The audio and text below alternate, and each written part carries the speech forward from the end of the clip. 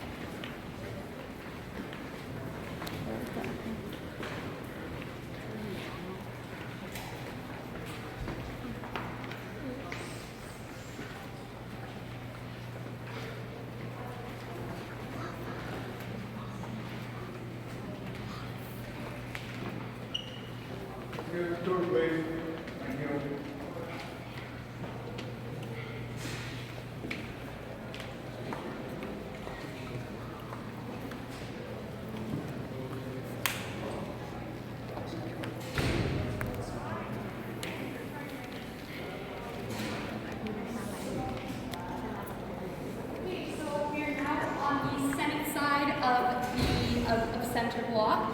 So like I said, one side of the building really represents the government and the provinces of Canada. This side is representing that head of state, so royalty, monarchy, so things look a little bit different on this side of the building. So the first thing you'll notice about the foyer is the representation of royalty. So we have kings,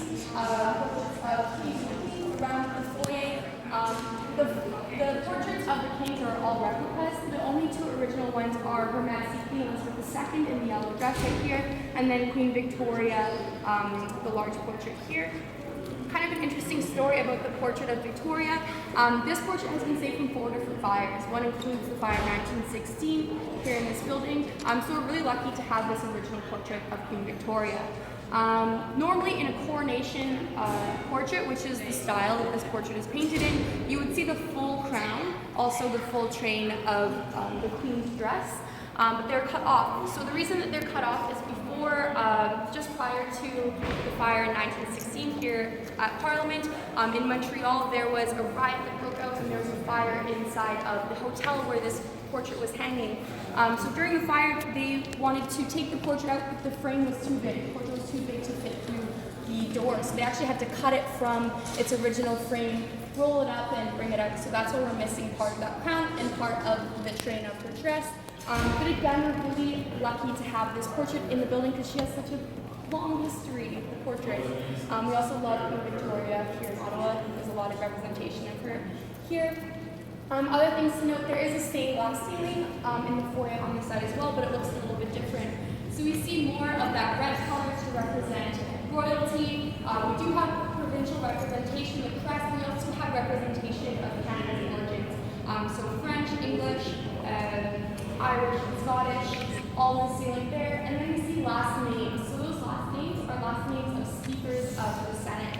So when the ceiling was being rebuilt along with the building in 1916, the speakers of the Senate requested that their names be featured in the ceiling.